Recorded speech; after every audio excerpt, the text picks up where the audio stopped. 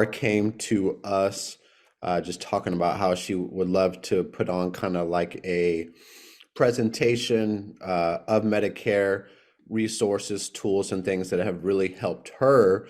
So we thought this would be a really good idea to allow her just to go through what she thinks is important.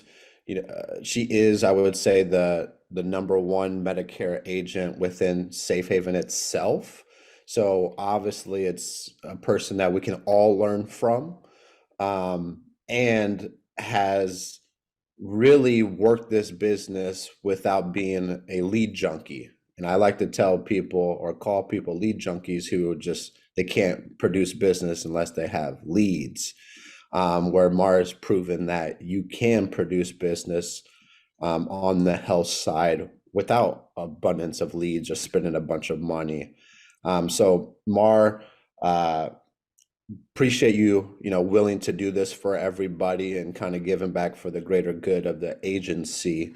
But the floor is yours, and me and Billy can chime in here and there if you need us to. But we appreciate you, taking time out of your day to do this, because this is definitely a selfless move on your end. Absolutely. Thank you, Gage. So first, before we get into a little exercise, Ashley had asked me a question, and it was, how do I structure my goals to cover monthly expenses, right? So I make a list of all my monthly expenses, add it all up, I get my total. And then once I get my total, I go ahead and I multiply that by 12, right? Because there's 12 months in a year. I want to be able to, live comfortably and have all my expenses covered for my year. So I want everyone on this call right now to just grab a sticky note or, pull up your calculator on your phone and write down the number of your monthly expenses, and then go ahead and multiply that number by 12. And once you guys get that number, go ahead and put it in the chat. So we'll let the chat get popping here.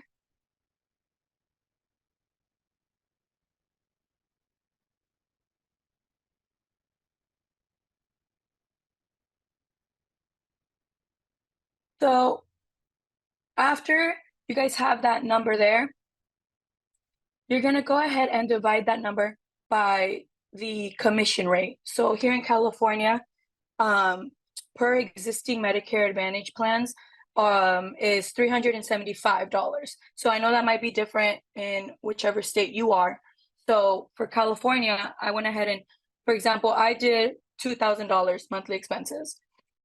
All right, so I multiplied the 2,000 by 12. I ended up getting 24,000. So then I did 24,000 divided by 375, which gave me roughly about 64, the number 64. And that number there is going to be the number of enrollments that you guys will need to hit during AEP to have next year's monthly expenses covered.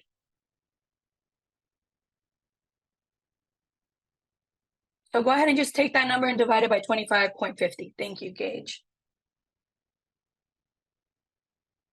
Now go ahead and drop that number in the chat.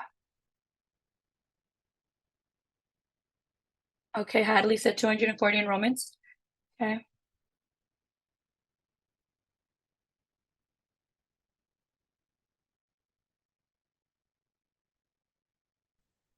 Hey, Mark, And once you guys tell me that again, to multiply it by 12. Yeah, so you're going to take your amount of your total monthly expenses, Yeah. multiply that by 12. Then you take that amount and you divide that by, I'm not sure for Colorado, but I know with California, it's 375. So if you want, Gage, what is it in Florida? Do you know? I know it's less. I'm in Colorado. Okay, 301. So take that number, Tiffany, and divide that by 301. Okay, thank you. You're welcome. And then once you get that number, that's going to be the number of enrollments that you guys will need to hit during AEP to have next year's monthly expenses covered for the year. Okay, 146, 53 enrollments, 200. Perfect. So what I did last year was when I got that number of my number of enrollments, I literally put sticky notes everywhere, all over my desk, and just got motivated by that number. Obviously, for me, it was a little different because I did jump into Medicare a little late, but we're going to try to get everybody on the same page and get you guys going. That way, when AEP comes, you guys are ready to kill it. Okay. So for you guys, my suggestion is the first year in is pretty much to be motivated by that number, right? Because when you're doing Medicare, you get paid from AEP, which is October 15th through December 7th. You get paid that come January, like the third week of January, maybe the last week of January, depending on the carrier. Once you get that big fat commission check, that literally will cover your year's worth of, monthly expenses if you hit your number. So anything that you guys make in year 2024 after your big fat check, that is just extra, right? So I suggest that you guys get a different bank account, get a savings account. Once you guys get that big fat commission check, you guys put that away because you know that that's going to be for your monthly expenses and that you don't have to worry about it. You can live comfortably because you know that your monthly expenses are now taken care of. So now anything you want to do for next year, if you want to run mortgage up, if you want to sell life, maybe some states have SEPs for Medicare, all that money that you then make will be extra. You guys following me? Mhm. Following you. Yeah. Okay. And then also, I highly suggest that you guys take those extra 2 to 5 minutes and fill out the HRAs. Okay, you guys are thinking, what is an HRA?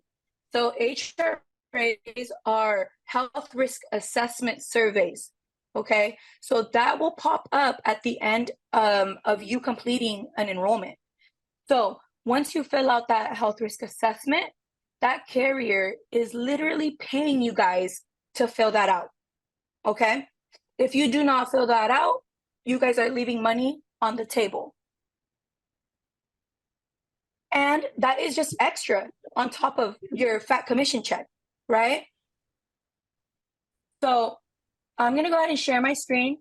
And I made a little list here for us, and I will share this with Ashley so she can put it in the Medicare folder.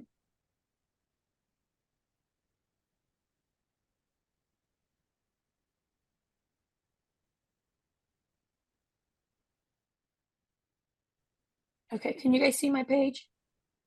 Yeah. Yeah, we can see it. Okay, so these are HRAs for different carriers. So every carrier pays you a different amount, okay? So WellCare and Centene, guys, those are the same company, okay? Okay, for a regular HMO or PPO plan, let's say you show up to the house, they have a regular HMO plan, and then you find them a better plan that's a PPO, you enroll them into that PPO, you fill out that HRA at the end, WellCare will pay you an additional $75. Okay, let's say you show up to their house, they have a PPO, but you find out during your conversation with them that they have diabetes, they have COPD, then that means that they will be eligible for a CSNP, a chronic special needs plan, okay? So you're moving them from a regular plan into a chronic special needs plan that's going to cater to their chronic conditions. That plan here with WellCare will pay you $225 just because you switched them over into a chronic special needs plan. Okay, so that's an additional $225 on top of that commission enrollment. Okay, let's say you show up to their house, they have a chronic special needs, they're on a chronic special needs plan, but then you find out they're Medicaid and Medicare, okay? You switch them into a dual special needs plan. WellCare will pay you an additional $225, okay? And then for all of you guys on this call, just know that a chronic special needs plan, but they are Medi, where they have Medicare and Medicaid, they're always going to be in the best position when they are in a dual special needs plan. Okay, any questions right there? No, we're good? Okay. Humana, same thing, regular HMO plan to a PPO plan. This one, they're a little stingy here. They only pay $75, but it's okay, that's something. So $75, you switch them to a C-SNP, they pay you $75. Switch them into a dual plan, $75. Okay, and then devoted, I need to get the info on this one, same for United Healthcare. Anthem, same thing, they pay you $50. Chronic special needs plan, a dual special needs plan, $125. Okay, this is money that is literally going to be left on the table if you guys do not fill out these health risk assessment, you guys. Okay, imagine you do a his and hers, right? And you're switching them to WellCare, chronic special needs plan. The husband is a Medi. That's $450, you guys, that you guys can be, receiving on top of the commission for both of them, right? So I just wanted to share that with you guys. Again, we'll put this in the Medicare folder for you guys to have access to. Okay. Do you guys have any questions on that? Yeah, I have a quick question, Mar. Go Are ahead. these amounts dependent on where you live, or it's straight across the board from the company? It's across the board for the company, yeah. Okay. Good question. Is it like at the end of the application, or is it something that you receive after you submit the app? Yeah, so it's as soon as you submit the app, it'll say thank you for your or it'll give you the confirmation number of the application you just did, and then on the side it'll literally say fill out HRA, and then it'll say send to the beneficiary or agent completed. You guys want to make sure you guys click on agent completed, because that means you will go ahead and complete it and get money for it. Hey, something to keep in mind too with some of the carriers, and I know Humana's one, is there's an additional training module that you have to do in order to be able to do the HRAs. So pay attention when you get your ready to sells and those emails, because some of them require that you go through a little bit of training before you start doing HRAs. And if you don't, you're not going to be able to do them. So just keep that in mind. Yeah, thank you, Billy. Okay, so then I want to go ahead and jump into Medicare Center right now. And I'm just gonna go ahead and you guys can write these down, but these are the links that are my go-tos, right?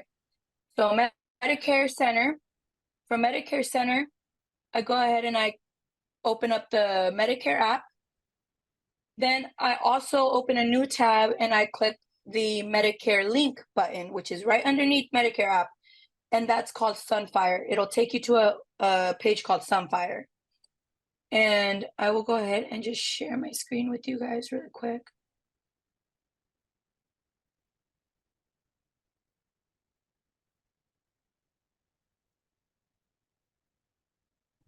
I'm sorry, where you go again for under Medicare app?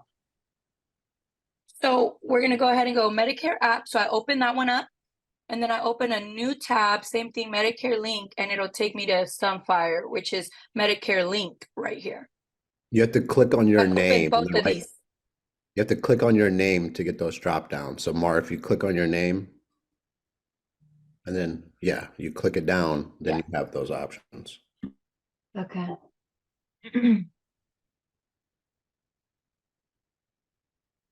So we'll click Medicare app, which is this one right here.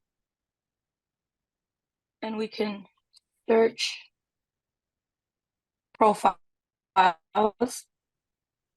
right? If you guys are at a home, right, we're gonna obviously do new profile. This is where you will also get that scope of appointment signature. So we'll just do a little practice run here.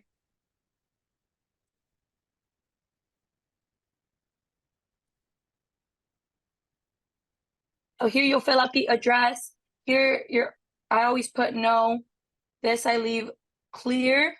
And then if you go down, MBI, guys, MBI stands for Medicare Beneficiary Information, which is their Medicare number on that red, white, and blue card. So you'll type in that number here, whatever it is. You'll look at their card. Obviously, it'll have a Part A and the Part B. You'll fill that out. Also, if they are a Medi, I like to use this feature here, and I like to put in their Medicaid number. That way I have that information as well when the time comes. You can make another note. Maybe they're on a silver script PDP, and just make note of that. And eventually it'll show up here, guys. Okay. Alrighty. So then you guys are gonna go ahead and do the scope of appointment. So you're gonna go to continue SOA, scope of appointment. You're gonna go ahead and click that. You can either email it to them or text it to them if you're with them and they have their phone and they're savvy. Most of the time, you are dealing with seniors, so they're not that savvy. So I always like the complete SOA form in person. And for some reason, a Medicare Center has been doing this where it doesn't take you to the scope of appointment anymore, even after you put continue. So I just go back to my profile here. Right, so Marr, and again, sorry, I guess I should have used a different name to not confuse you guys, but Marr is somebody else, okay, for right now. So we go back to this and then click profile just to refresh everything, and then go to scope of appointment again. And then it'll show here that you started it, right? We had just started it. We're gonna go ahead and do complete form. You guys, right here, you guys want to go ahead and check mark all of them. Even though you guys didn't talk about standalone PDP products or anything like that, just go ahead and check mark all of those. Are you the authorized representative acting on behalf of the beneficiary? This is always going to be no. You're going to go ahead, check that. Real quick, because I've had this. So beneficiary in this is different from beneficiary in life insurance. A lot of life people, insurance. Okay. And they end up so just explain to them a little bit about beneficiary in Medicare versus beneficiary in life insurance. Yeah, good point. Since a lot of us came from life. So this was something I struggled with too, guys. So beneficiary, right? We coming from the life insurance space, that we think the beneficiary is the person who collects all the money when that spouse passes away, right? Well, in Medicare and in the health space, the beneficiary is actually the person on Medicare. Okay, guys? So just be aware when we're talking about Medicare, the beneficiary is the member or current member that we are trying to help enroll. Okay. Okay, so. Oh, real quick, go ahead. the reason that they ask that question is because in some cases, a beneficiary can be incapacitated and somebody can be acting on their behalf with the power of attorney or whatever. And that's why that question gets asked so much. Yeah. And again, they are seniors, so some of them, they're getting to that age where they might start forgetting things. So sometimes when I meet with these people, their daughter is there, their son is there, and that's when we can put yes, and they can, obviously if they are the decision makers for their mom or dad, you'll want to go ahead and put yes. Okay. And just to add on to that, you'll always want to emphasize asking that question, because the last thing that you want to do is go through a whole presentation with somebody, do an enrollment, and then get a phone call later that day, a week later, month later, from the medical power of attorney pissed that you did something without their authorization. So it is important to make sure you clarify whether or not they have someone that makes decisions on their behalf. So then you're not, you want to talk to both those people. You don't want to just talk to the person. You want to talk to the medical power of attorney as well. So just make sure that you clarify that with everybody.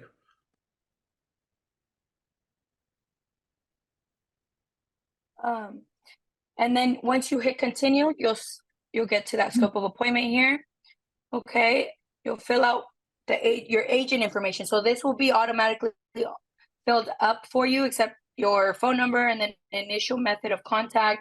You can put REF for referral or whatever you guys want to put there. I usually do REF for referral since a lot of them, when I first started doing them, were referrals.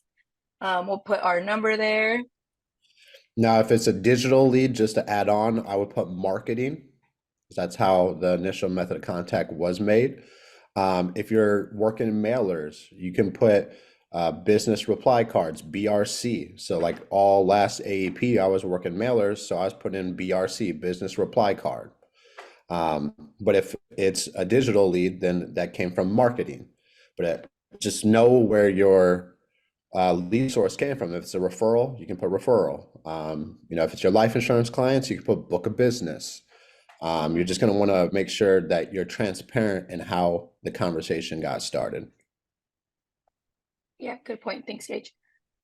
All right, and then this big box, I usually leave it blank because it's asking here if the SOA was signed by the beneficiary at the time of appointment, or was signed by the beneficiary at the time of appointment. Provide explanation why the SOA was not documented.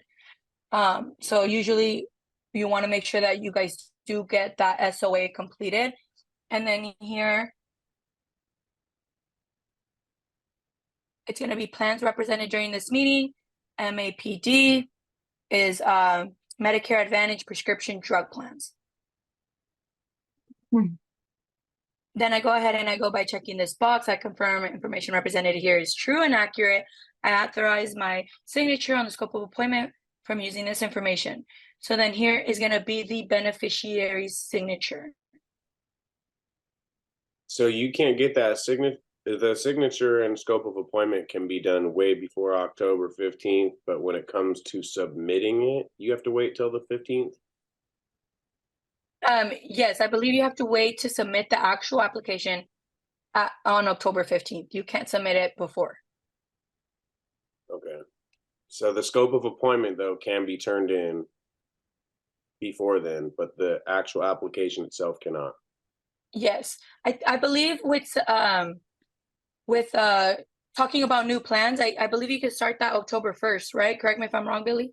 Yeah, that's correct. So you can talk to your clients October 1st about the new plans. And what a lot of people will do is they tee them up. So on October 15th, you'll see throughout the industry, you'll see some people enroll 75 people the first day. And that's because they probably did paper apps and they have a whole stack of paper apps waiting to turn in. And on October, they submit them. They get the signatures and submit them. But were there 75 scope of appointments already turned in, and now they're just waiting to submit the form prior to that? Is kind of what I'm asking. You can do scope of appointments, I think up to 30 days prior to an enrollment. So they stay on file. As long as you have that to CYA, you're fine, David. So you could start talking to your clients now about Medicare with the scope of appointment that would cover you. You just couldn't talk about 2024 plans until October 1st. All right, so 30 days is the safe zone there for scope of appointment. Correct. Okay, thank you. All right, guys, and then when they sign here, you guys will go ahead and submit the form. Let me go ahead and just submit it that way.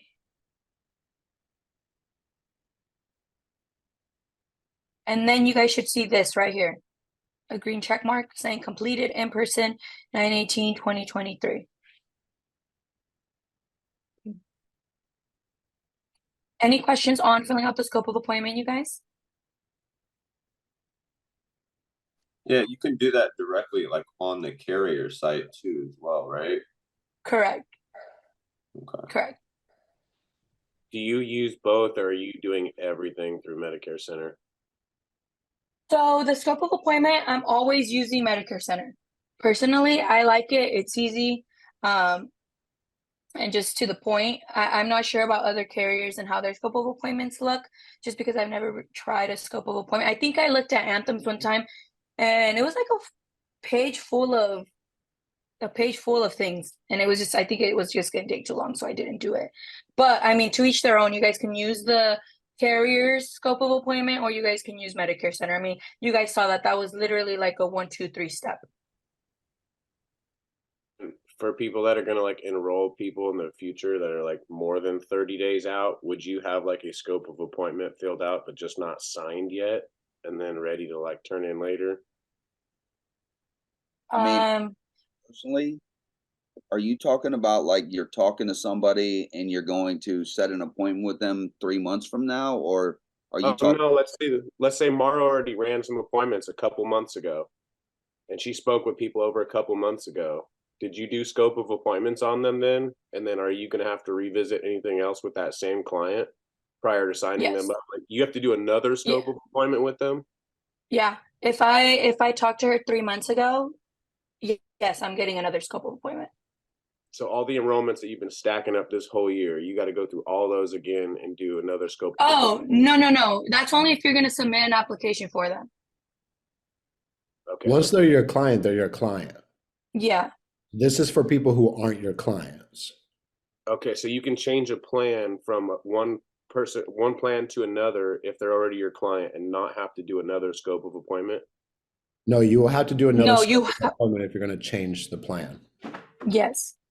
So that's But what I'm just to saying. talk If to you are them, gonna, yeah, just to talk to them even about Medicare, you need a scope of appointment. So even if you go into Miss Sally's house and she's already in the best plan, you still need a scope of appointment before you leave that house, Gotcha. Okay. even though you didn't enroll her. Let's say, David, I talked to somebody like my client, Virginia. She lived in Lancaster. She filled out a scope of appointment with me. We got her into WellCare because it was the richest, plan. But then she calls me like 4 or 5 months later saying she moved to Glenn County, which is 8 hours away from her, from her home. Just because she wanted me to, obviously she got disenrolled from WellCare because there's no WellCare here now. I actually had to meet up with her again and get a scope of appointment. Gotcha. So that way I could enroll her into a new plan. Good to know. Thank you. Okay. So I just want to go ahead and search up a new profile here really quick.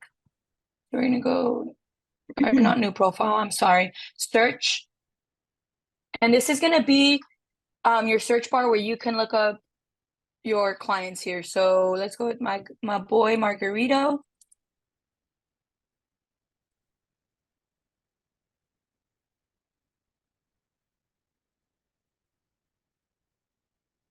Okay, you guys can see, look, it'll even tell you here in their profile that the scope of appointment was completed in person 9/15/2023. You guys can see my note here of my Medicaid or his Medicaid number. So we're gonna go scroll down and we're gonna look at his MBI, right? So you guys will get the hang of it, but also just know that when you guys show up to a house, you're gonna be like, oh, can I see your Medicare card or your Medi-Cal card, or whatever card that you use when you go to the doctors? What do you show them? That's usually what I like to say. And then boom, they just bring out their wallet and they start putting all these cards on the table for me, right? I'll see a silver script card, which is the prescription drug plan by Aetna. Okay, that one's pretty common. You guys will see that one a lot, I think. I'll see their Medicare, the red, white, and blue card. I see their Medicaid card as well. And they'll tell me like, oh yeah, I just have this one for my prescription drug plans, right? That's what they'll tell me. But me wanting to know that, well, let's check it out. Let's see what you currently have. I get their Medicaid number. And this is why I said I like to open Sunfire, guys. Okay, so once you click that Medicare link, guys, this page will pop up right here. You guys can click right here, quote. And then you guys will click this right here to get started. You guys will put in his zip code, or Margarito's. We'll put Margarito's zip code here in a second. We'll put his Medicare number down.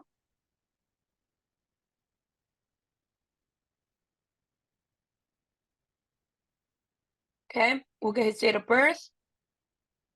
4/13, 1961. Yeah. Okay, guys, so I'm there. I'm already looking at his cards, and I'm like, okay, let's see what you have. We're gonna go ahead and click look up, and it tells me his part A, his part B. So I look at his card, his red, white, and blue card, make sure that that matches. Okay, it matches. Current plan, he had that Silver Script Choice PDP plan, right? So he was correct. He is on that prescription drug plan. He's eligible for Medicaid, correct? He showed me his Medicaid card. LIS level, it'll show me that he has LIS. Guys, LIS is low income subsidy. Okay, and LIS helps pay for prescription drug the prescription drugs that they have, right? So current plan, Silver Script Choice. I enrolled him into a WellCare dual plan because he was Medicare and Medicaid. Okay, so are you guys following me there? Yeah. Okay, Yes, ma'am. perfect. Hey, Mar, Perfect. I got a quick question. Yeah, go ahead. Would it ever say eligible for Medicaid and then not be enrolled in Medicaid? It usually will tell you if they're not on Medicaid. Like nothing will pop up here. Okay. Okay. So, and this is another tool I'm going to jump right into, Marcus, is Anthem. You guys can use Humana. Humana has an eligibility check. You guys can call the number when you guys are with your client. That way, you know, they can hear it as well. And I will go ahead and post that in the chat for you guys here. This is the WellCare's Medicare / Medicaid phone number. You guys go ahead and save that number because you guys can call that number if, let's say, you show up to the beneficiary's home and they don't have their red, white, and blue card, they don't have their Medi-Cal card, they lost it, whatever the case is, and you can call that number I just put in the chat. You guys go ahead and save that number, save it to your contacts.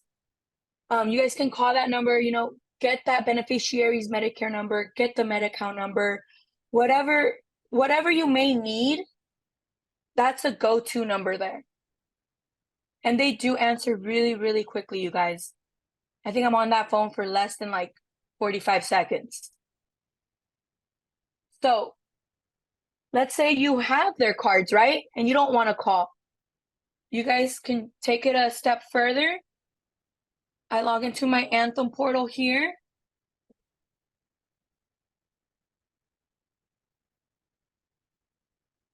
And I'll click M Producer. And it'll take me here. Scope of appointment. If you want to do your scope of appointment through Anthem, it's right there. And then here is the eligibility check and Medicare and Medicaid. So I'll go ahead and click that there. And then here you guys can go ahead. Give me 1 second, guys. Sorry about that.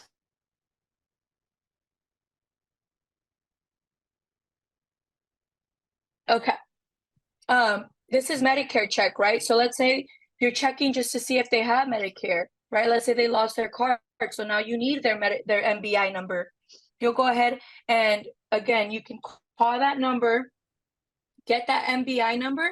Once you guys get that MBI number, you guys can put it here and then check for eligibility or DSNP eligibility, right? You have their information. So I'll go ahead and do Margarito for you guys to see all the information that Anthem gives you guys.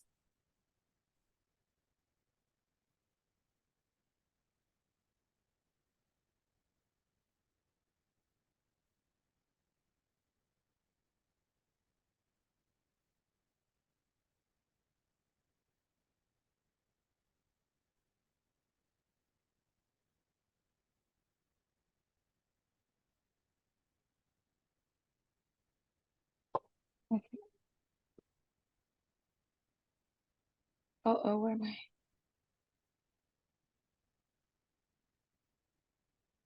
Okay, and then the Medicaid number up here.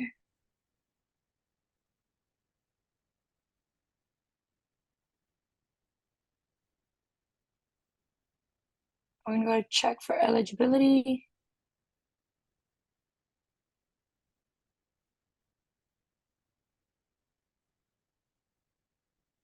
Boom. Medicaid ID, Medicaid level, full, which means he's full eligible for the dual plans, right? It shows us the Part A, Part B. Then if you go down here, do they have LIS? Effective date, yes. Level of LIS, 2, which is really good. And then it'll even tell you the LIS SEP use date. How many levels of LIS is there? I believe I've only seen 3. I've seen LIS There's only one level now. 1, They level just 2. they just combined it. Oh, really? All of Yep. them? Oh, okay. So now either you're 100% LIS or you're not LIS. Oh, So they've okay. simplified it. Nice. Okay. Do you guys have any questions here? Again, it's gonna look different. This is just Anthems.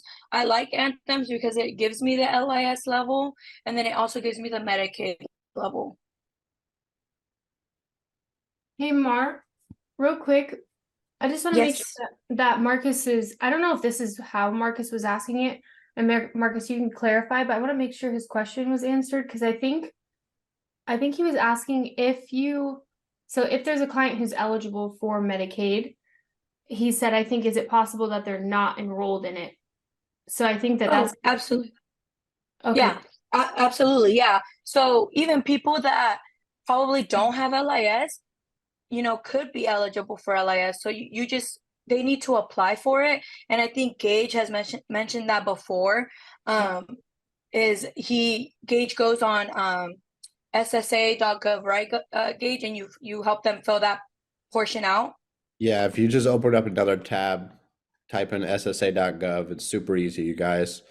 And this application will always so under Medicare, there's a Medicare tab. And it says apply for Part D extra help. And every time that you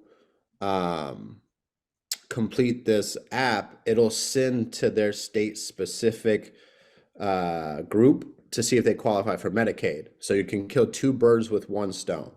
So like I met with the lady last Thursday. She's making like $850 a month after they were taking out the $164 a month. So she's way below the income range. In Texas, which is state specific, I only know Texas like the back of my hand because that was the market that I worked. It was $1,550. If you made under $1,550, you're eligible for the Medicare Savings Program, aka Medicaid. So Medicare will call it the Medicare Savings Program, but the state will call it Medicaid. So it's the same exact thing. If you hear Medicare Savings Program, it's Medicaid. If you hear Medicaid and someone asks you about Medicare Savings Program, it's Medicaid. But so for that lady's instance, I helped her apply for LIS. In the application, it asks, do you want to send this application to your state to see if you're eligible for the Medicare Savings Program? So then, boom, we submitted this app that takes less than 5 minutes. If they have the information, and we'll ask them about their checking and savings account, if they have any IRAs, if they have any mutual funds, any of the assets essentially. And I put this in the AEP checklist that I posted like a week or 2 ago as something that I highly encourage you to fully grasp your mind around so you know what the hell you're talking about. And all it takes is a little bit of education and a couple of Google searches to really fill yourself in on what your specific state's requirements are to qualify for these programs. So in that instance, she was well below the income level. So we apply for LIS and we apply for Medicaid, which when you do this, you can really anticipate a minimum of 6 weeks before they are going to get any type of correspondence. So in my instance, it actually worked out well because she should get her letter back in the middle of AEP. But when you guys are running an AEP and you guys help someone apply for LIS or Medicaid, to me, if there is a plan that is more beneficial for them, I'm going to do an enrollment at that time. And if they get approved, then I will upgrade them to a DSNP plan. But I don't want you guys walking away from homes, applying for LIS and Medicaid, banking on that person calling you back 6 weeks from then or 7 weeks from then you forget about it. And then all of a sudden you went from someone you were going to enroll to not getting an enrollment and not communicating with them anymore. So this is the big reason why I highly encourage you guys to purchase a Safe Haven CRM. So when you have an opportunity like the lady I just ran into, you put her in as a lead and you put in a task to remind you to reach back out to her in 6 weeks if you haven't heard back. So then you're not leaving leads and opportunities on the table, because it may sound like it'll be easy to track now, but let's say you run into 5 to 10 instances, it's real easy to forget about a person, especially when you're busy hustling and bustling and trying to put your best foot forward. So a CRM is going to allow you to put people in whatever portion of the pipeline that they're going to be in. So that's why I put having a CRM on that checklist is something I would have. So then you are capitalizing on opportunity. And I was sharing this with Karina this morning, like Medicare is farming. And what I mean by that is you're going to be planting seeds, watering seeds, and you're going to be harvesting throughout the year, throughout the month, because it's a big game of follow-up in a lot of these instances, which I will be the first one to admit I wasn't very good when I was newer as an agent of following up. And a lot of times we leave deals and opportunities on the table that someone comes back behind a couple months later and is still in your business that you maybe paid for or, you know, purchased a lead to get that. So just be super intentional with organization here, because it's going to be a lot. And when you can pay $75 a month to keep it all in order, that's worth a $75 investment, in my personal opinion. But to Mar's point, going to this website is super easy and super straightforward as far as completing the application. I think the application is like 4 pages long. As long as you have the bank info, as long as you have the checking, the savings, if they have any IRAs or stock bonds, which a lot of them don't have, you can complete the app pretty quickly. But I'm transparent in the matter of telling them what they're going to need. So it's not like, why do you need my bank account? It's like, well, they need to verify your income is low enough to get these additional benefits. So just be transparent with the people about what is needed and ask them if they want to apply. You don't have to force them to apply by any means, but that's just my 2 cents on this whole process here. And Marcus, make sure when you ask a question that you're selecting Ask Everyone, because I think yours went to Ashley, because I don't see it in the chat. So if any of you have any questions, make sure on the chat you have selected on everyone and not just Safe Haven Agency. Oh no, I asked it when I unmuted, but I got you. My bad. I appreciate he that. asked it, but I just didn't understand the question, I guess. 'Cause I thought he was talking about on there if it were to pop up on the tool. Well, and I was hoping Gage was going to dive into that, because I remember you talking about that, Gage. And I was going to ask just one more question from Mar or Gage. So I know in Arizona, we did it for Elizabeth's grandpa, and it took some time for the kind of like the result to come in, I guess, through mail. So I'm guessing every state's different, right? Like how the client's going to find out if they're approved for Medicaid is going to come in a different way. It's traditionally going to come through the mail. They're going to get some type of correspondence from Social Security about their LIS, and then they're going to get some type of correspondence from whatever state specific that they're in.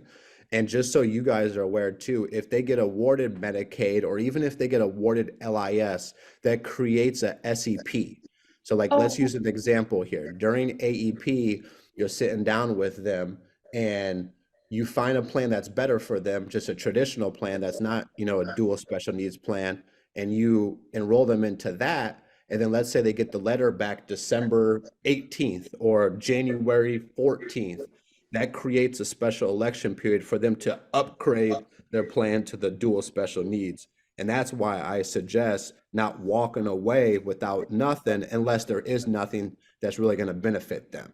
But traditionally, you can find something that can benefit them in some way, shape, or form. Okay, yeah, I think you just answered my question, Gage. So you don't basically, because you're not able to enroll them in a dual plan. Like, let's say that they're not in a chronic plan and they have like COPD or they're diabetic. You would enroll them in a chronic plan then, and then follow up with them in 6 weeks again, and then enroll them in a dual plan after that. Bingo, correct. Or Mhm. if they're just on a traditional MAPD, HMO, and there's a better HMO, or there's a give back, or there's something that's going to give them more supplemented, because you never know if they're going to get approved or not. Like, you can't just bank on like them telling you, yeah, I make $1,000 a month and I don't have anything in assets. Like, the government's going to cross its T's and dot its I's before they just fork out these additional benefits to anybody. So I'm not banking on the person to guarantee that they'll get the approval for Medicaid or LIS. And that's why I don't want to just leave the home without anything. And in the instance I just shared with you guys, the lady I met last Thursday, like there was no valid election period anyways. So it worked out perfect for me for this lady, because I can follow up with her in AEP to see if she's got her award letter or not. Okay. So every instance will be different, obviously. Hey, so Yeah. something And to add to just that to- about C-SNPs, because this is a move that can work well. You know, a C-SNP, you know, there's not anything that's super cut and dry, like what has to take place. Like, there are some carriers, because so the way that a C-SNP gets approved is the doctor pretty much says, yes, they have the chronic problem. And I've seen, this doesn't work all the time, but I've seen where somebody that has high blood pressure can get on a C-SNP, depending on the carrier. So when you apply for a C-SNP, it goes back to like what Gage was saying. Don't go in a house and walk out with nothing just because you think that something might not happen. You know, if they have some ailments that could potentially qualify for a C-SNP and it's a better plan for the individual, put them in it, because the worst case scenario is it gets declined. But now you're working with that client, and that client might not have anything for you this year, but next year they might, and they might have referrals for you. So, you know, C-SNPs are one that a lot of people forget about, because you don't have to be like all messed up in order to get on a C-SNP plan. So just keep that in mind. It's also a good way to, almost like the D-SNP, but you don't have to follow up. You can submit the app, and if it gets declined, you now are working with that client, if that makes sense. Yeah, good point, Billy. I wanted to, piggyback on that, but I lost my train of thought, you guys. Billy, you went on too long. But Well, I got one more question. I was kind of thinking about Mar. I'm sorry. okay, go ahead. So when the Social Security or Medicaid, they follow up with the client in 6 weeks by mail. So they mail them out something. Is there action that the actual client has to take in order for them, or is this application here is like it's cut and dry? Like, once you apply, they're approved, and Yeah. So okay, once so they don't have receive to do that anything. They don't have to. approved letter not after they get approved, no. No action. Okay, perfect. Thank you. Welcome. Oh, I remember what I had to say too. Marcus, also, like, if you enroll them in a COPD, oh my gosh, a C-SNP, right? And then 3 months later, they call you and they say, hey, Marcus, remember that form we did online? Oh yeah, I got approved for it. Then you can go back and circle back with them and enroll them in that D-SNP. And not only are you putting them in a better position, but you're even getting paid again from that client because you enrolled them in that dual plan. And then because it's been 3 months, it won't be a chargeback. Just so you guys kind of know how that works with the Medicare, because I know it is when dealing with chargebacks with life, it's way different. Did you get that? When you say way different, how is it way different? What was that? Yeah, I got it. Thanks. You say way different. How is it way different? because when you get a chargeback, you get charged that big amount for the whole year. With Medicare, it's only 3 months. If they cancel or if they disenroll within the first 3 months, it's a chargeback. So whatever you got paid from that client, you owe that back to the carrier.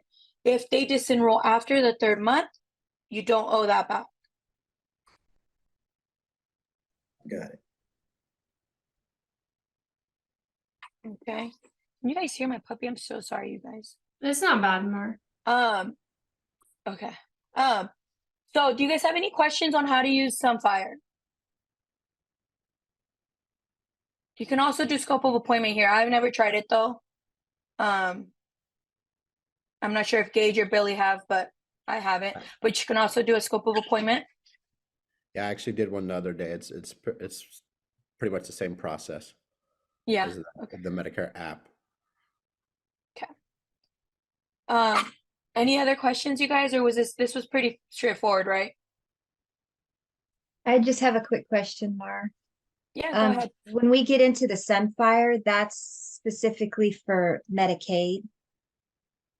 No, so this is just if you want to see what they currently are on, and then That's what okay. they, it'll show what they were on as well in the past.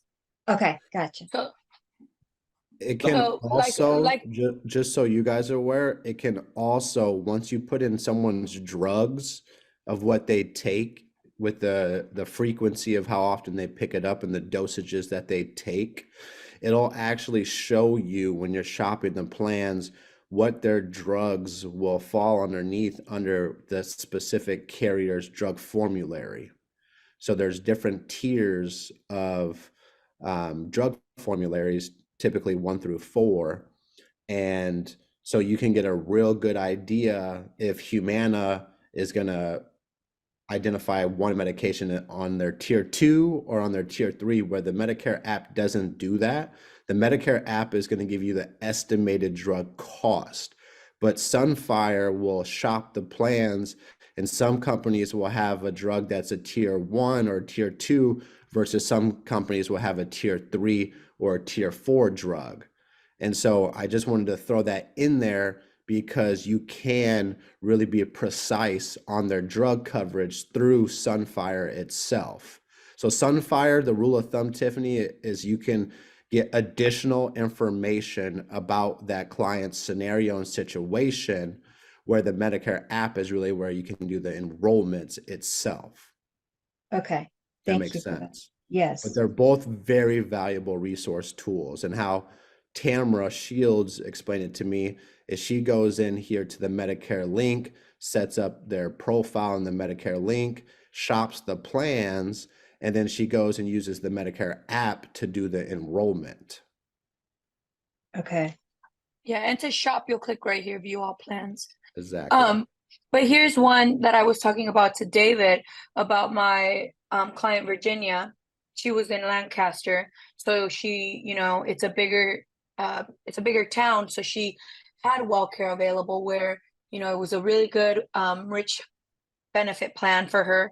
So that was her previous plan, and it'll show you I had enrolled her in January to start February, and then she had called me and said she moved, and so now it shows her current plan that I enrolled her in, which was an Anthem, because there's no WellCare here, there's only Anthem. But it'll tell you their previous plan as well, which is nice. This tool is also good because you're going to run into people that will show you 3 cards, or they'll tell you they don't remember what they're in. What plan they're currently in, so you're not potentially wasting your time putting them in a plan that they're already in. So yeah. keep that in mind. This tool is very powerful. Yeah. Hey, Mar. Yes. Is there this might be kind of off the wall, but is there anywhere in the Medicare Center where it tells you the carriers in the zip code that you're in? Yes. So here we're gonna go ahead. Let me just save this. Saves. So like if we're in her profile, right, Tehama County, we're gonna go ahead and go to scroll down, continue to plans. and it'll show here 96055. It says 18 plans, but I'm only seeing 3, or sorry, I'm in prescription drug plans, you guys. So make sure you guys are in Medicare Advantage prescription drug plans right here. It shows 3 plans, Okay. right? These are just the regular plans, right? Let's say you ask them if they have any chronic conditions, if they're on Medicaid, meaning they're dual eligible. You guys are going to want to click right here, add all special needs plans. Okay. And this So is if they're where just she got, completely healthy and just need an original plan, that's what is pulled up on the screen. yes. So this is going to be if they are on, if they're not Medi, if they don't have any chronic condition, they're just going to be right here, the first. As soon Okay. as you click Medicare Advantage, it'll be either they're going to go United Healthcare or they're going to go Anthem, because those are the only options in her zip code. Okay. And do you usually know, I mean, you're probably familiar with the zip code areas around you with what's available? Yeah. Did you have a zip code in mind? Well, I'm doing my research. I've got some of them narrowed down, but I'm in such a bubble. So, yeah, I'm going to be driving, hour to 3 hours each way, all different directions. So I just don't want to drive somewhere and, I'll just have to do my research before I go. So I know Yeah. exactly what I Yes. carry and can offer. Definitely. And my suggestion is to just click plans as soon as you sign into your Medicare app. Just click plans and it'll have you put in your zip code. So you'll put in your zip code of, wherever you're going, and then Okay. you're going to go ahead and do shop for plans. Okay, that's perfect. Okay. I can't Okay. get on Medicare Center yet, but Josh is fixing that for me Okay. today. Okay. Let me just go ahead and just show you guys really quick Virginia's, because she was in there, or all her information was in there.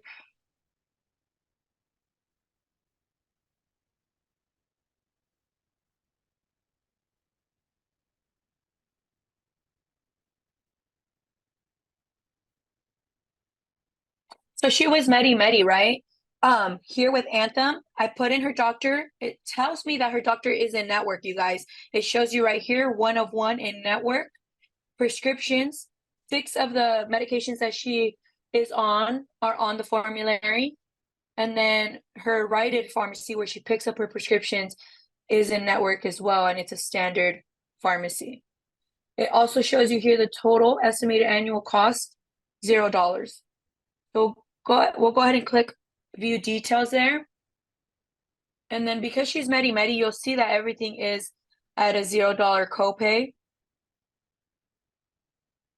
And then the in-network maximum out of pocket, this is if, the worst were to happen, what would come out of her pocket would be the $7,550 and not a dime more.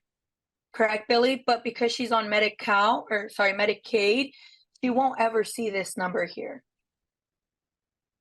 That's correct, unless they're on some low level like SLMB. They might have a co-share. Yeah, cost of share. Doctor visit, $0 copay, specialist, $0 copay.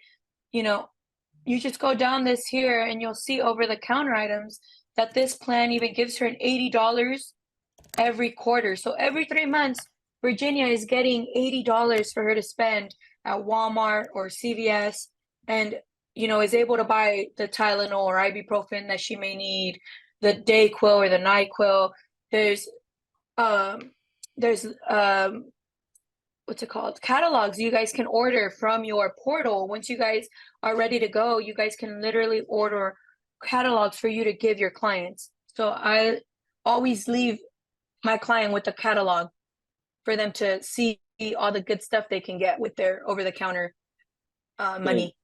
So one of the things that I do too, and this is just a tip when you're talking to people, is make that benefit relatable to them. And what I mean by that is if they take a lot of vitamins, let them know that they can use it for vitamins. Because what you're doing by doing that is you're making them say, oh, wow, I'm going to be able to save $80 of my own money every quarter. And then, and I'll just say this because it's facts. Gage and I ran into it the other day. You know, depends. Like adult diapers are very expensive, and there's a lot of people that use them. And when you relate that over the counter to that, they see, wow, I'm going to save $240 or whatever the benefit is on my adult diapers.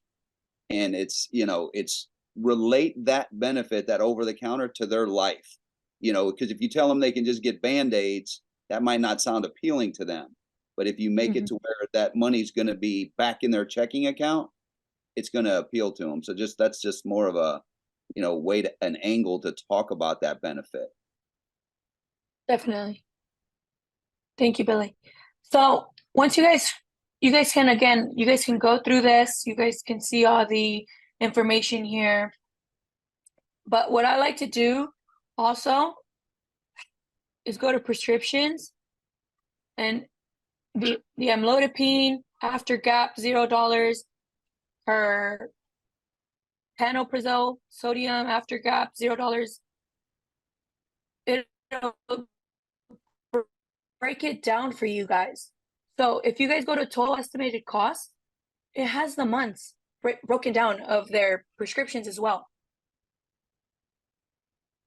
I don't have to know what these are, right? I just enter them. Their medication. Yeah. You Okay. just enter them. Yeah.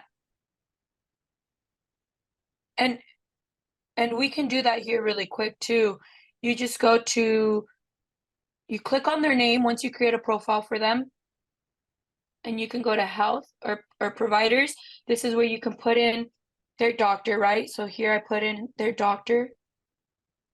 Then you go to prescriptions, and this is where you put in their prescriptions, and it'll pop up here, right? So Okay. Yeah. it'll pop up the name. Let's just do is lisinopril in here? No. We'll just say she had lisinopril. I'm looking at her bottle. Oh, she's doing the 20 milligrams. I ask her, oh, the quantity says 90. Do you get those every month, or do you get 90 every 3 months? She says, oh, I get them 3 months. You put per 3 months and you'll add it.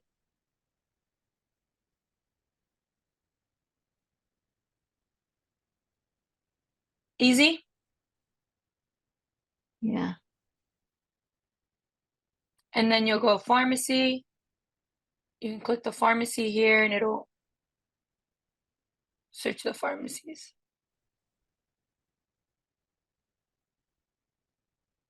And then once you click that pharmacy, it'll pop up down here.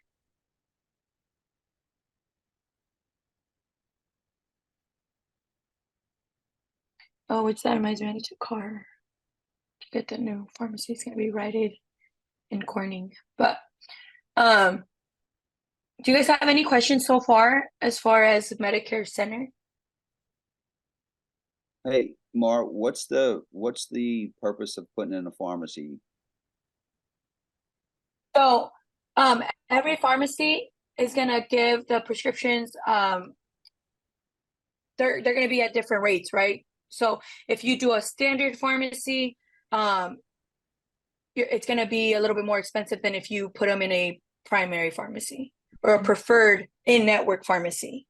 Okay, yeah. So just always let them know, hey, you can always, your pharmacy's coming up as standard, which means you're not getting it for your best buck. So we can switch it if you want to pick it up at, Walmart, because Walmart's showing preferred here. And then some people, I've come across that, they do want to go ahead and switch because they want to save money. Other people are like, oh no, I like picking it up at Rite Aid, so it just depends. But let them know, because you can be saving them money. Yeah, one of the things that I ran into in the rural areas, they might have a pharmacy that's been around for 30 years. That's a no name. And traditionally, they're going to pay more for their prescriptions going to that no name. But because they know Mr. Johnson behind the counter for the last 30 years, they're not changing. Just need to let them know that to do business with Mr. Johnson still, you're going to be spending extra money. So Yeah, just- definitely. I was And gonna say, I've noticed that about the smaller, like family owned too, in the Yeah, smaller exactly. towns. Go ahead, Ashley. Sorry. oh no, I was just gonna say my aunt too, I was gonna share with you, she has Parkinson's, and so we switched hers over to mail order. And for her, she was like, wait, I'm saving money by it coming in the mail because she's type 1 diabetic. She has Parkinson's. And so we looked up, I couldn't switch her plan. She was in the best plan in her area, but she was able to get it switched over to mail order, and that saved her a bunch of money. Yeah, good point there, Ashley. So mail order, a lot of these carriers will be either really low copay or a $0 copay if you guys click, or if they want the option of them getting mailed to their home. So yeah, thank you for sharing that, Ash.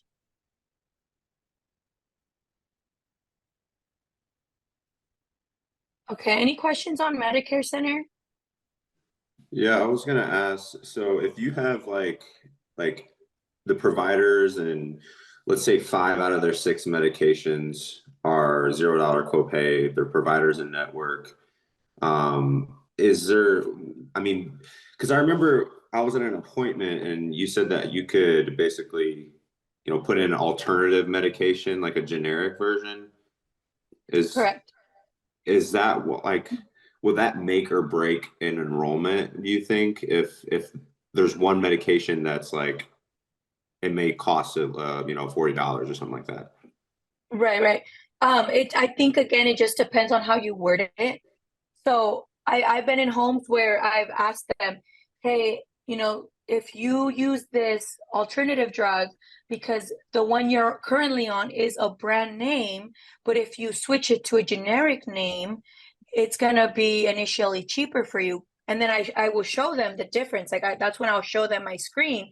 And I will say probably 9 out of the 10 times that I've come across that, they've switched to that generic brand. But I also tell them, let your doctor know if they can prescribe you that generic brand because it's going to be cheaper for you. And then they say, okay, and then they'll end up writing it, or I'll end up writing it for them on a sticky note and giving it to them so that they can take that to their doctor next time they go and see their doctor. So just to Okay. add to that, Mar, one of the things with prescription generic drugs and non-generic is a lot of times when you ask the question and there's a recommended generic, I always ask the question, so did you try this and it not work? And then if they say, yes, my doctor wants me to take, I don't know, let's just say Adderall instead of whatever the generic name is for that. And a lot of times if the doctor says you need to take the non-generic, they can get a letter from the doctor to their carrier, and the carrier will treat it like a generic. I don't know if you guys know that, but you can, if the doctor says no generic substitute, they can send a letter to Medicare and have that not have the financial impact on the client. I don't know if y'all knew that, but it's nice. one of those things. Nice, thank you. Yeah, I didn't know that. That's good to know, Billy. And again, guys, when it comes to the prescriptions, I've noticed that the seniors don't play around when it comes to their prescription. So when you tell them about an alternative, they will tell you oh no, I've tried it, it didn't work, or I didn't know that that's what's going on. They'll tell you because they are so about their prescriptions and getting their medication. So they will tell you. Any other questions? Are EpiPens covered as a prescription? EpiPens are gonna be, yes, and I believe if you put it in here, it'll show up here.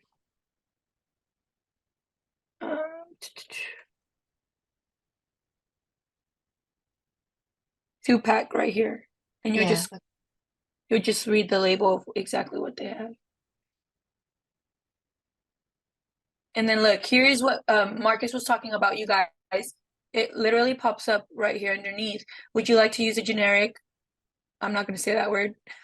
For EpiPen 2-pack. And you can say yes. Yeah, and you can say no. Okay. And this is covered or there'll be a cost? Or it just depends on So if you'd like to use a generic, I believe it's gonna be covered, but it'll show the, again, you'll have to go through the total estimated cost to show that copay Okay. in Okay. the in those little bars where I showed you guys the breakdown of each Okay. medication there. Okay. Yeah.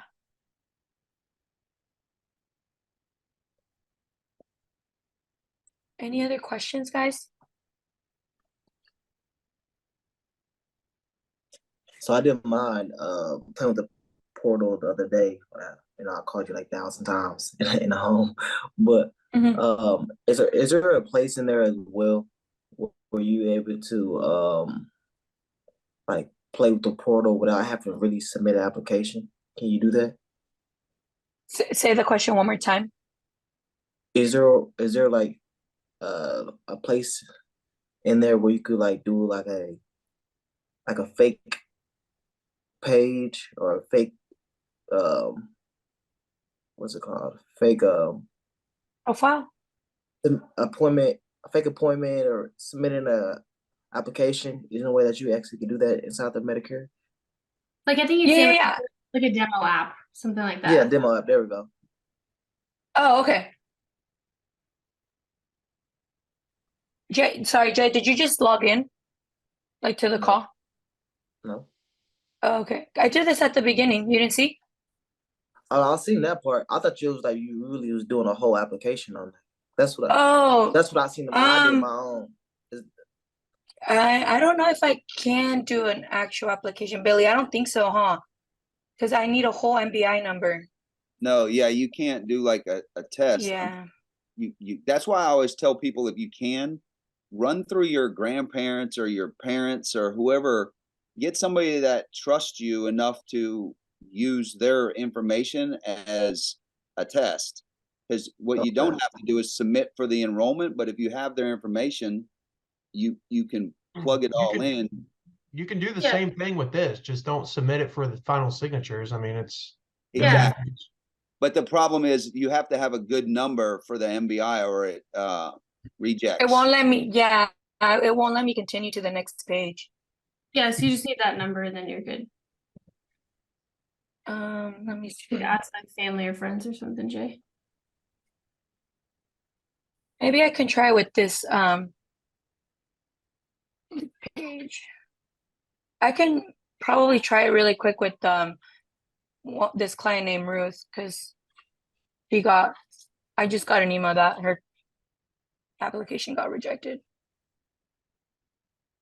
And I think it's because I picked the wrong SEP.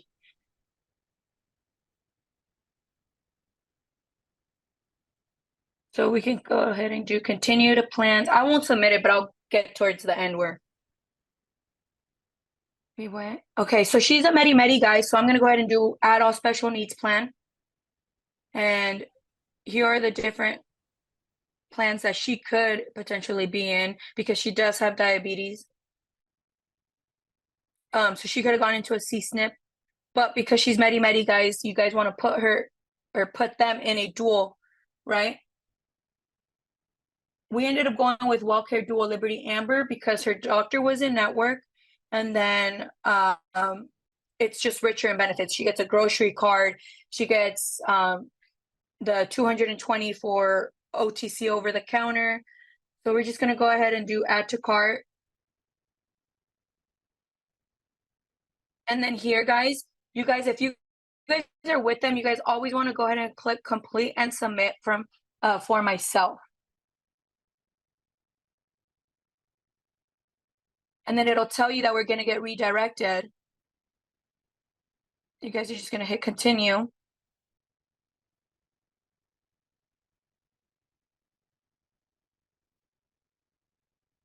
And because you guys already made her a profile, guys, her information automatically gets put into here. So it's really neat when you guys make a profile in Medicare Center and then do the app through Medicare Center because everything just transfers over. Okay, she didn't have an email. And then mailing address, do you have separate mailing address where you like to receive correspondence? No. I guess you can't leave anything. Maybe just leave it blank there. Continue. Step 2, Medicare number. Boom, boom. Requested effective date. We're going to go ahead and do 10/1. And then here are the different SEPs, guys, of what you guys will check mark. And make sure you guys do the correct one, because like I did it, I did the last one. I think I forgot what I put, but it got rejected. So I'm going to try a different SEP period. So here there's I'm new to Medicare. If she was barely turning 65, you guys, I would click that, but she's not. Here's I am in a Medicare Advantage plan already, but I have had Medicare for less than 3 months and I want to make a change. Okay, and then if you click these little question marks, guys, it gives you a little bit more information on that special enrollment period. Okay, look at there's even I was recently released from incarceration. I recently returned to the United States after living permanently outside the US. I moved, and then you'll need to put that day of when they moved back. I recently had a change in my Medicaid, newly got Medicaid. Marcus McCall, this is going to be your SEP for when those people call you and say, hey, I got Medicaid. Okay. I recently had a change in my extra help paying for Medicare prescription drug coverage. And then this is also if they got extra help of either LIS or Medicaid. That's another SEP you can change there. I'm going to go ahead for her. I'm going to click I have both Medicare and Medicaid, and my state helps pay for my Medicare premiums, right? Because she has both. So that's the one I would go for with Ruth. So with all your Medis, guys, you guys will most likely use this one right here. Okay, and look, there's a lot of special enrollments, you guys, like it just depends on their situation. Look, I lost my special needs plan because I no longer have a condition required for that plan. That also disenrolling them from a CSNP. So just make sure you guys read these carefully because there's a lot of these that you can potentially use. If they were in a PPO and then you found out, you know, they were, and let's say that PPO was only 3 stars, but then there's another plan that has a 5-star, which I think Gage used a lot. I'm enrolling in a 5-star Medicare plan. That's another one you guys can use. Here in California, you know, we had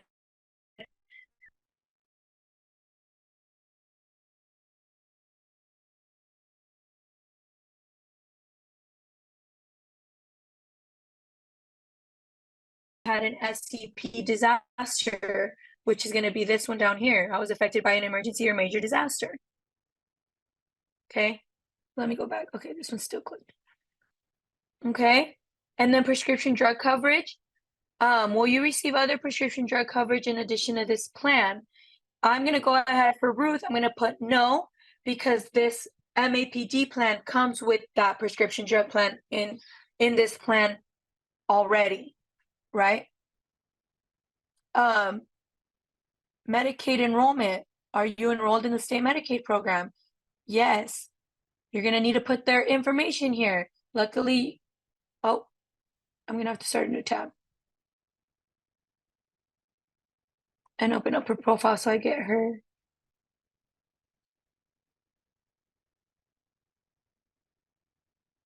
number there. Medicaid, ask for the Medicaid number, and look at, you just go back to the profile, you click. That's why I like adding these notes, because then you're just copy and pasting. Make it easier for you guys. Gonna hit continue.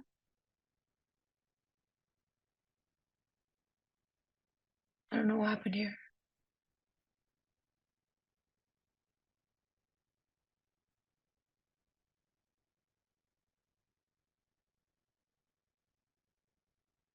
Oh, there we go.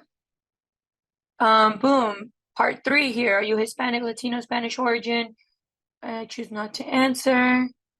Race. Large print. Do you or your spouse work? No. Find a doctor, physician name. Her doctor was Wendy Heller. Physician MPI. So guys, here's where you guys will look up the doctor, right? So you guys go to find a doctor. And it will take you, because we went with WellCare, it'll take us to WellCare's page where you guys can look up the doctor and make sure that they are in network.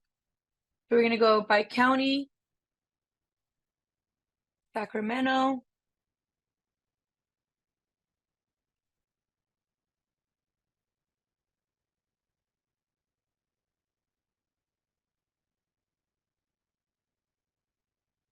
And then she's right here.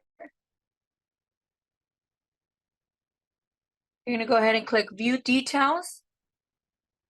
Select plan, make sure that they take that WellCare dual plan.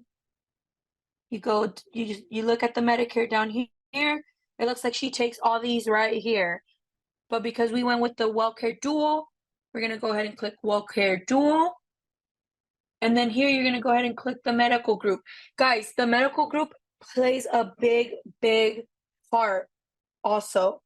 So always ask them who they have as a medical group. And if they don't know, I usually will click on Hill's Physician. Luckily Ruth knew. So you'll always want to click the Hill's Physician there. Again, it's going to be different for everybody else, right? Then you get all their information. So you see that she's at 1820 J Street, Sacramento. You get her phone number, specialty, family practice, provider status, accepting new patients. You guys, this is going to be key. Always, always, always, always make sure that that doctor or who you guys are, if you're finding them a new doctor, that it says accepting new patients. Because if it doesn't say accepting new patients and you still give them that doctor, they're going to be upset because they're going to call that doctor. They're going to try to make an appointment. They're going to say, well, have you ever been seen with us? They're going to say, no. Well, sorry, we're not taking new patients. And then now you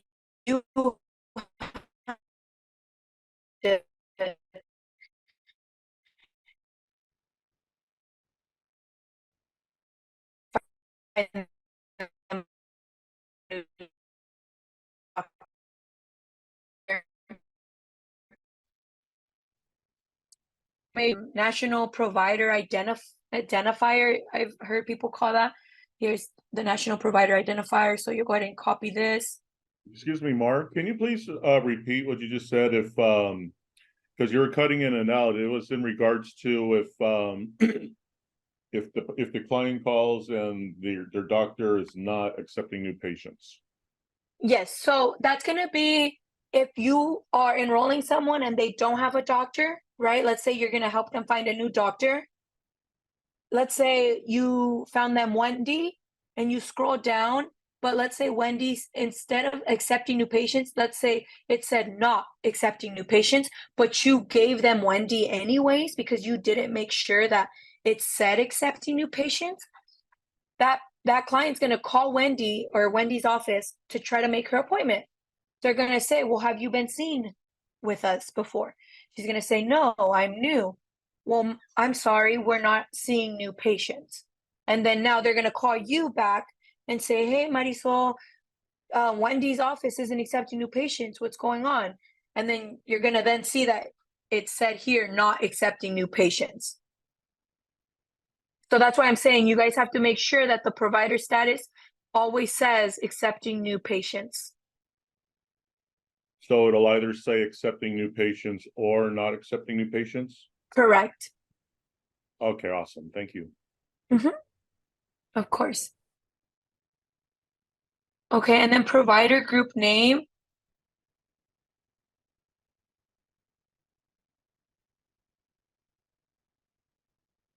That's going to be the Medi-Cal group, which is Hill's Physician, right? That's the one I'm selecting. So you guys will put that there. I know some of the times carriers don't really care for the group name, but they care for that group ID number. So just make sure you guys grab that, and that's going to be up here, group ID. because this group ID is corresponding with this Hills Physician medical group. And I'll tell you guys how you guys can see, so you guys can see that. Let's say I clicked Imperial as the medical group. It changes that group ID number 566 or 5650. Whereas with Hills Physician, it was 5531. Did you guys see that? So that's important. You guys want to make sure that this group ID number is corresponding to the medical group that you guys have selected.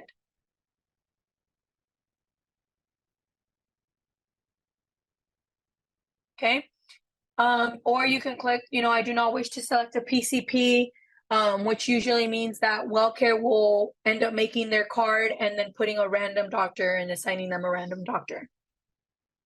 But I would recommend, if you're there, just find them a doctor, because you're then helping them find a doctor, and it shows that you care about them, right? You guys want to show your client that you guys care enough to take the extra time and help them find a doctor that may be across the street, maybe 5 minutes down the road, as opposed to where if WellCare does it, that doctor might be a 20-minute drive from their home. So I always find them a doctor when I'm with them at their home. And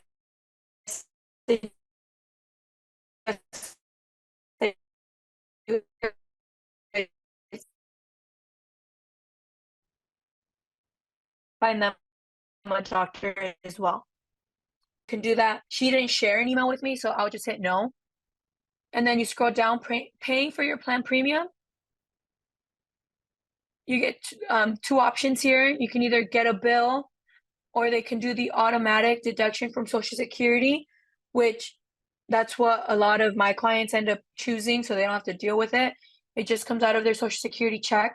You'll click Social Security. And then again, you still let them know, hey, it's going to be deducted from your Social Security check, but don't worry, that premium is $0. So nothing, you won't eventually see anything there because it's a $0 monthly premium plan. So just always letting them know that again in this, once you get to this section here. So Marr, a reason that you would send somebody on the first one with the bill would be like teachers' tiers retirement. They don't get Social Security. So if they opt into Part B, they're going to get a monthly bill for it. So just keep that in mind. You're going to use Social Security 99.8% of the time, but every once in a while you'll run across somebody that was on tiers and they no longer want to pay for their supplements. So they switch to a regular plan, and they're going to physically get a bill in the mail every month, and they have to pay it, or after 3 months they can get kicked off Medicare. Yeah, that's a good point there, Billy. And then if you do click this one, guys, just do I have to if I click? Don't ever. Yeah, I was gonna. I mean, to be honest with you, never click that unless it's a teacher that's on tiers and doesn't get a Social Security check, because you don't want your clients getting bills in the mail, because if something happens to them and they're unable to go to the mailbox physically and check the mail, at risk of losing their Medicare, just like, a life insurance client that does bill pay. So just always, unless it's a teacher, always bill to Social Security. Yes. So we'll hit continue here. And then boom, guys, you guys are literally at the review and submit. You can hit these little drop downs, make sure everything is correct.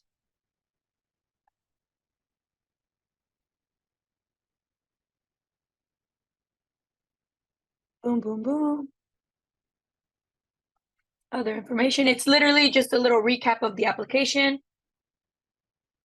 Boom, boom, boom. Here, guys, you're always going to hit the I am the person listed on this enrollment form, or I am simply helping to complete this enrollment form. Okay. And then I'm going to go ahead and do, I understand that my signature is on this enrollment. Okay. You guys, we're going to hit submit. I'm just going to hit submit because I did need to do this today too. So we'll go ahead and hit submit. And look, Hadley, this is where you guys are going to go into that risk assessment, that HRA. Next steps. Look, you guys can either have them write down this, or look, it shows you here your application has been submitted and is pending approval, right? Next steps, complete health risk assessment, guys. We'll click that. You will now be redirected to the external site to complete the health risk assessment. We're going to go ahead and put continue. And then you guys will have a login for your WellCare. So you guys will log in. And then we fill this out.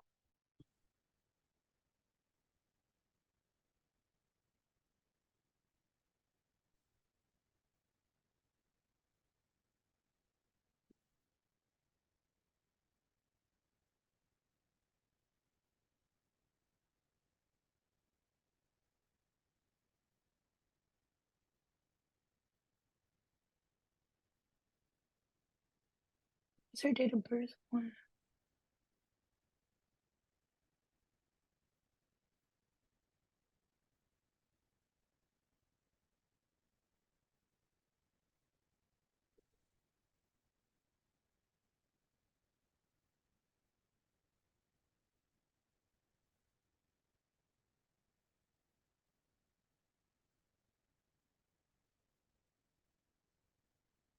It's a lot of copy and pasting, guys, and it makes it that much easier.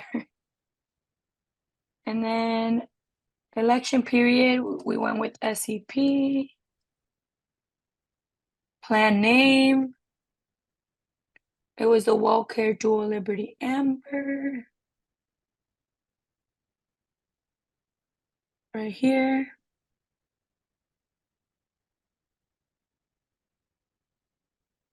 And then this right here, guys, this code is just from this right here.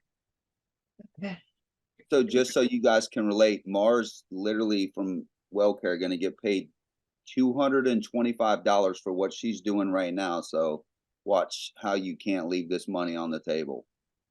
It's too easy.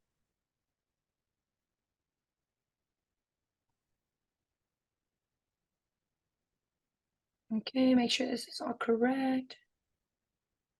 Hit submit. And this is where you guys want to go ahead and click agent completed. Okay, have your agent completed online with you. We're gonna go ahead and click yes. And this is the survey, you guys. You just ask them, what health conditions do you currently have? Asthma, COPD, any other breathing or lung conditions?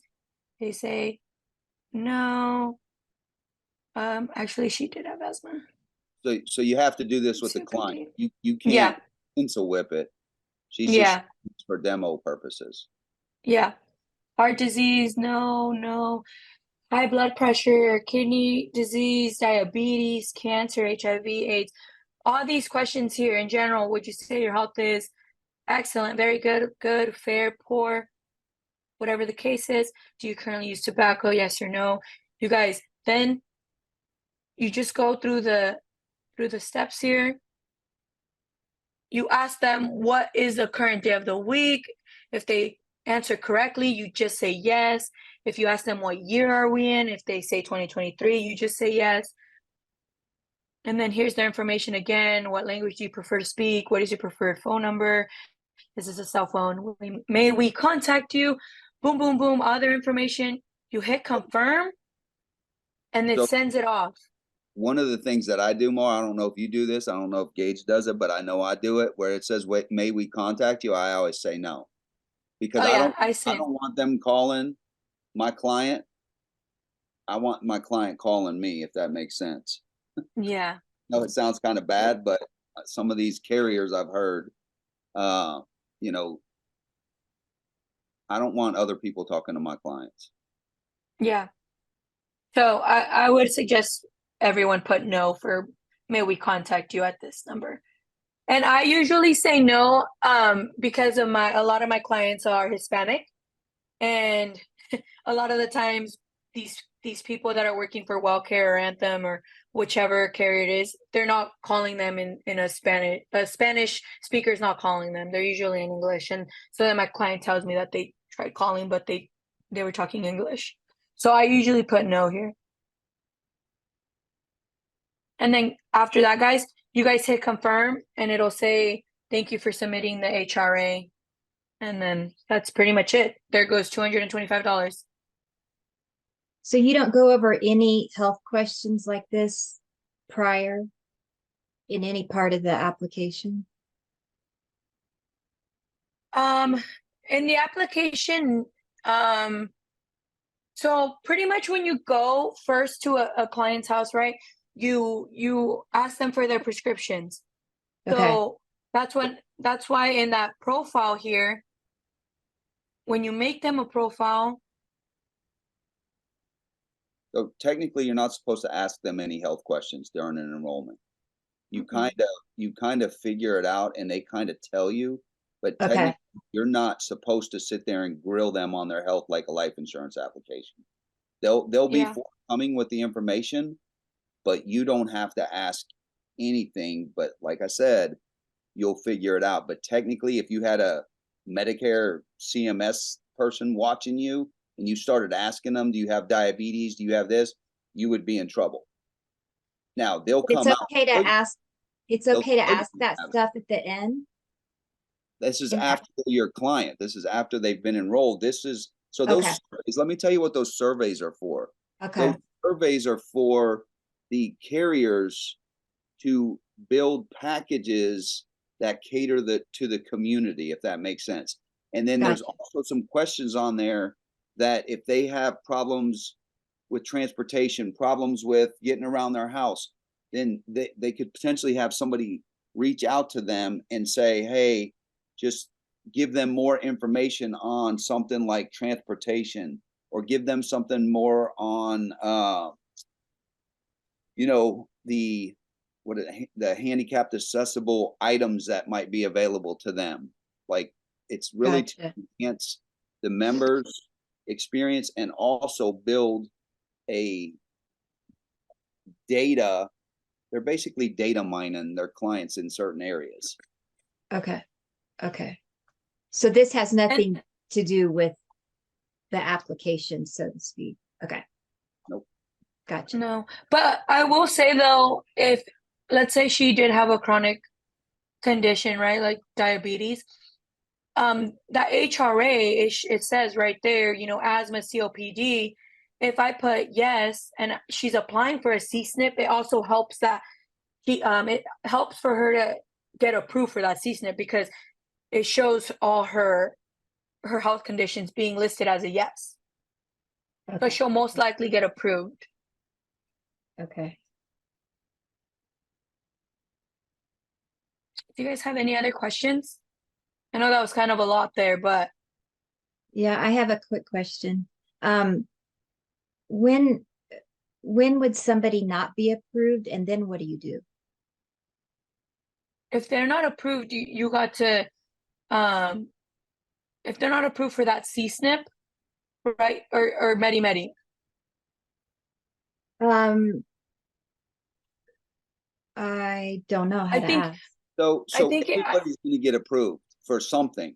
If they have Part A and Part B, they're going to get approved. You're talking about the next level, the chronic in the dual Okay. disability. Yes. If Yes. they don't get approved, it falls back to what is in their area. They just didn't get approved, if that makes sense. But everybody's going to get approved for a MAPD plan that's a standard plan. You can't get whether it's an HMO or a PPO, that. they'll You get can approved for that. get declined for the statuses that bring you into that next level, the D SNPs and the C SNPs. You can get declined there, and then you just revert back to the regular area. So it's not, nobody's Okay. nobody's going to get declined a MAPD plan, a standard MAPD plan. Okay. They can't do that to us. Then. Absolutely. Okay. Okay. As long as they have Part A and Part B. If they don't have Part B and you try to enroll them, it should prevent it from even happening. But if you got the application in somehow, it would get declined and it would come back and say that they don't have Part B. Okay, that's perfect. Thank you. Mhm.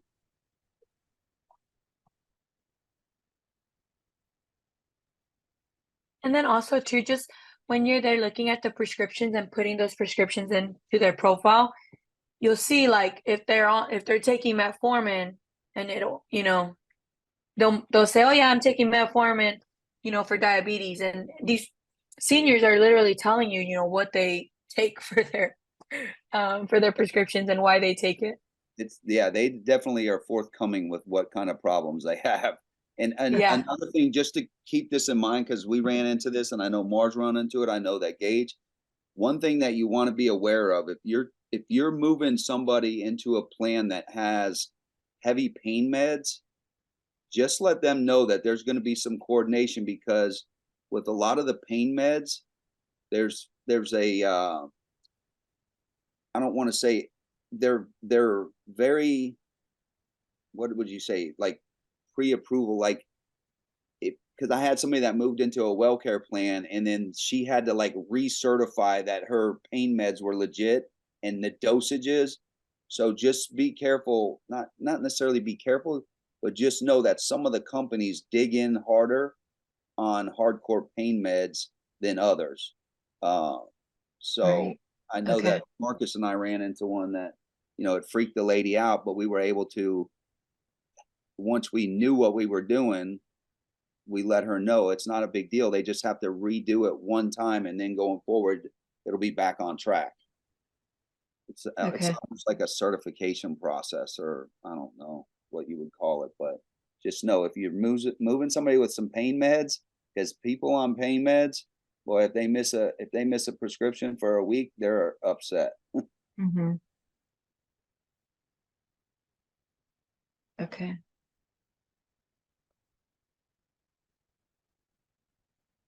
Any other questions, guys? These are great questions, by the way. They're the same exact questions I had when I first started. So, Okay. Yeah, this is super helpful, Mar. I know I text you here and there asking you questions too. So thanks for getting back to me. of course. You're a beast, Mar. Thank you so much. This is super helpful. So pardon my manners, just something about you turns me to a savage.